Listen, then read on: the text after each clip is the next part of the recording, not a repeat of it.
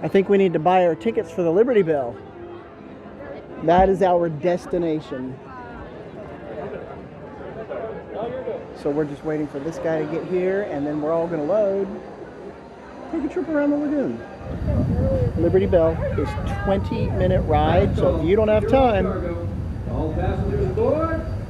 Cargo secured. All passengers boarded, sir. All hands stand by.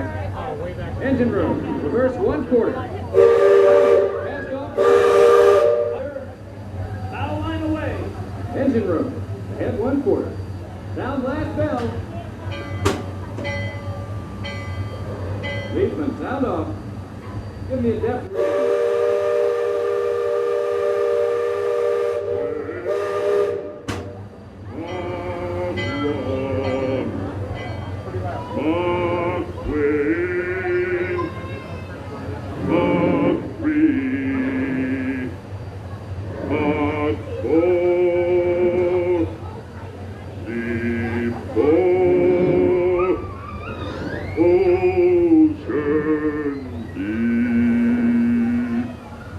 Mark 4.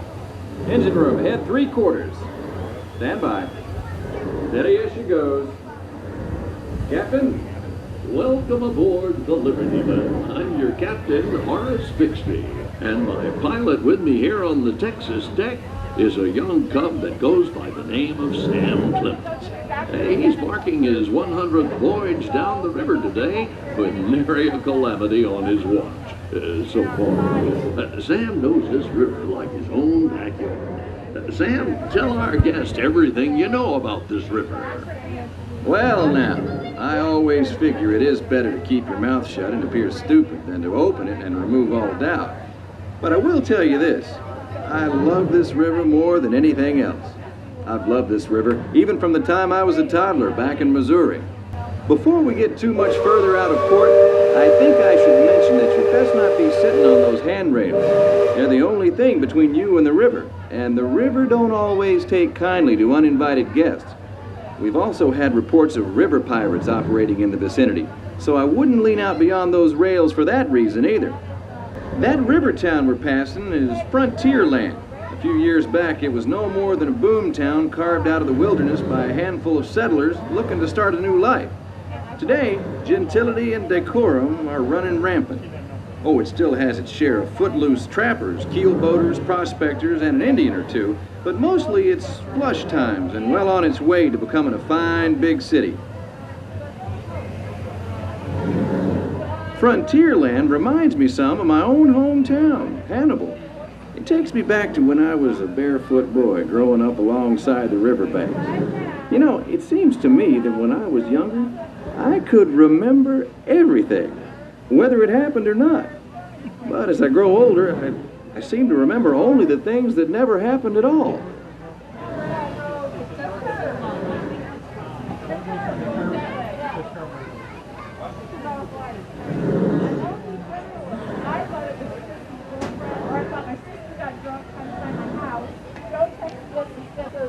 That's fun. If you look over there, you can actually see clothes on a line on top of that building.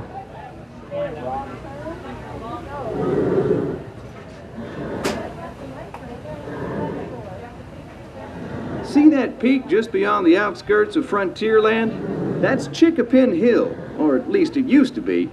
Dam burst a few years back, and folks been calling it Splash Mountain ever since. Some have even taken to riding hollowed-out logs over the big falls. Seems far-fetched, I know, but it's the truth. All my life, it seems I never could tell a lie that anybody would doubt, nor a truth that anybody would believe. But believe me when I tell you, truth is the most valuable thing we have, so I make sure I only use it with economy.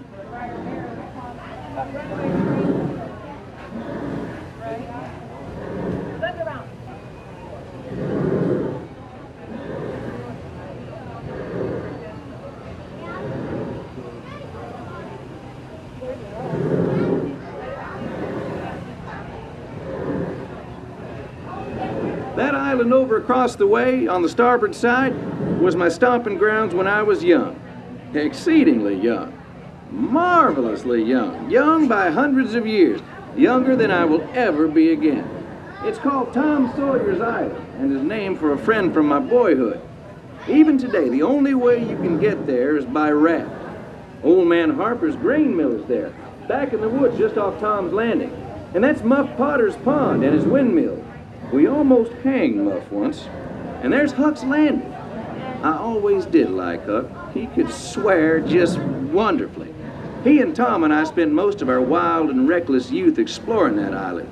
Lots of caves, lots of adventure, if you know where to look. And we all knew where to look. That's Superstition Bridge. It connects the big island to the little one. And if you follow the wilderness trail there, it'll lead you right up to the gates of Fort Langhorn. It's the last trading outpost before we head into Indian country. Look off to the port side there. Every now and then, the water under that crest of rock comes to a natural boil and spurts out all over the place like a tea kettle left on the fire too long. The Indians around here used to tell me these geysers were actually unfriendly spirits, upset by uninvited trespassers traipsing all over their sacred hunting ground. Be that as it may, that's Big Thunder Mountain poking up in the sky over there. The Indians named it that because of the sound the falls used to make when the big rains came. Then the miners and prospectors and get-rich-quick speculators showed up, and the name stuck because of the sound of blasting powder going off every few minutes. There's not so much blasting these days, just ghost stories about a runaway mine train loaded down with simple-hearted, terror-filled folks like you.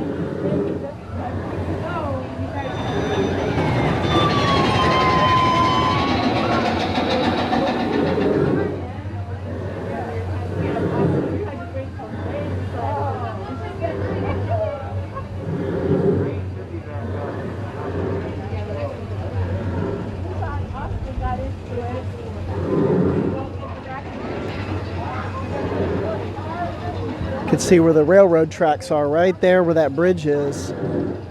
Hadn't been used in a couple of years, but it's there. Well, I'll be. Look who's drifted out of the bayou. Off to port, Captain. It's Beacon Joe. Old Beacon's been marking this river for longer than I can remember. Every time the river cuts a new channel, Old Beacon puts out a marker to let us know whether it's safe to travel or not. However, Sam here has been bragging that if push came to shove, he could navigate the Liberty Belle on a heavy dew. Isn't that so, Sam? Well, I was born humble, Captain, but mostly it's worn off. Captain, Indian Village to port. Now that's something you don't There's a see much turtle. out this way. That's an Algonquin Indian village. It's in the water. Looks to be from the Politon tribe. Usually they stay further east. I've seen Seminole and Miami this far west, and of course Shoshone, Blackfeet, and Crow, but I've never seen Algonquins out here. Lots of game out this way. I've seen moose and deer and plenty of other critters along the shoreline. Could be why the Powhatans are out this far. You know, just following the food trail.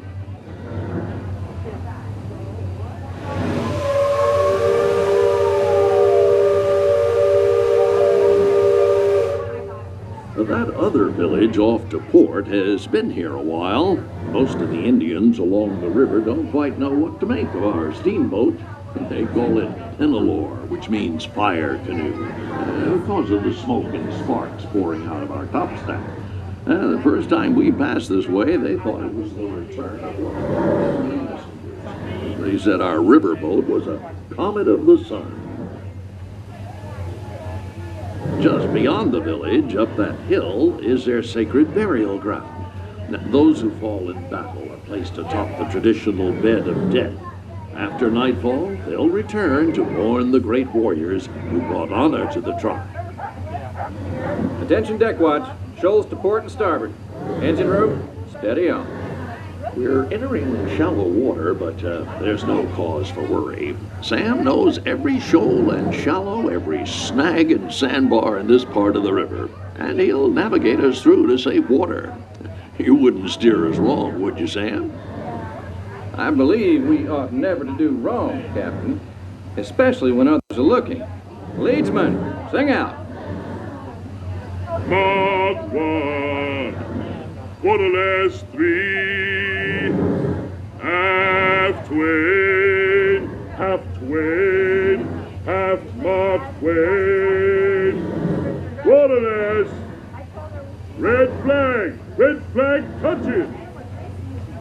Those of you that have been this way before know that the water can get fairly shallow along this stretch of the river. The leadsmen call out the depth. Each mark is a fathom, or 6 feet. Mark Twain is 2 fathoms, and for us that means safe water. Captain, we're passing Cutthroat Corner. Attention deck crew, stay alert.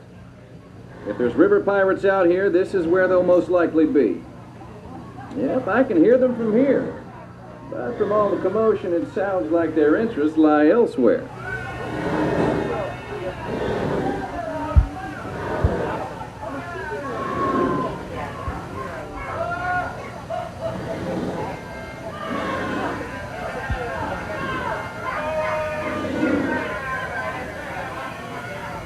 If you folks on deck look past the trees on the island, that's Fort Langhorn. Most of these old forts started out as trading posts. Then as settlers started heading west, the army came in and took them over. My feeling is, these days, there's a lot less frontier and a lot more civilization than is truly necessary.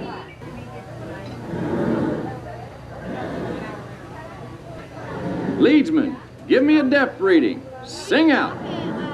By the mark, aft Twain. Mark 1. Mark Twain. No bottom. Safe water. Mark Twain. Safe passage. You see that brick mansion back over yonder there in the woods? I've heard folks hereabouts say it's haunted. They say it was built on sacred Indian burial grounds, so now it's filled with spirits. If you ask me, I'd say the ones telling those tales are the ones filled with spirits. If you want proof, just ask them. They got it. About 100 proof, I reckon. And whatever you do, don't strike any matches if they aim to breathe in your direction, or you won't just be seeing ghosts, you'll be joining them. We're approaching Liberty Square, which is home port for us. We'll be putting into dock shortly, so those of you on the upper 2 decks might be of a mind to collect all your parcels and head to the lower deck. If you got young'uns, you'll want to take them in hand before they get out of hand. On behalf of the captain, myself, and the crew, thanks for plying the waterways with us, and I hope I see you next time round the river bend. Thanks, Sam, and thank you, everyone, for traveling the rivers of America with us today. Engine room. Approach levee at 1/4 steam. Man the bow line. Purser, check freight and cargo. All hands prepare to dock. All passengers, stand by to go ashore. Welcome back to Liberty Square. At this time, please gather your personal belongings and take small children by the hand as you make your way down, down, down any of the 7 staircases along the Liberty Belle. We'll be heading to the lowest, closest deck to the water.